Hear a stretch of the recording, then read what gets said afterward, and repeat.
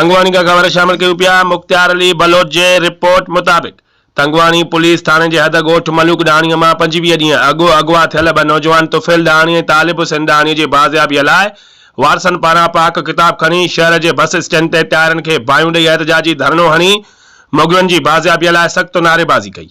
उन मौक़े ते मगुअ जे वारसनि औरतुनि समेत नवाब खातून, सुन्नत खातून, नसीर अहमद, रामन डाणीअ जी अॻुवाणीअ में पाक किताब खणी सिंध बलोचिस्तान खे मिलाईंदड़ मेन रोड ते एहतजाजी धरनो हणी टायरनि खे बाहियूं ॾेई रोड ब्लॉक करे छॾियो, जंहिं सबबि ट्रैफ़िक मुअतल थी वई। गाॾियुनि जूं कतारियूं पिणु लॻी वयूं।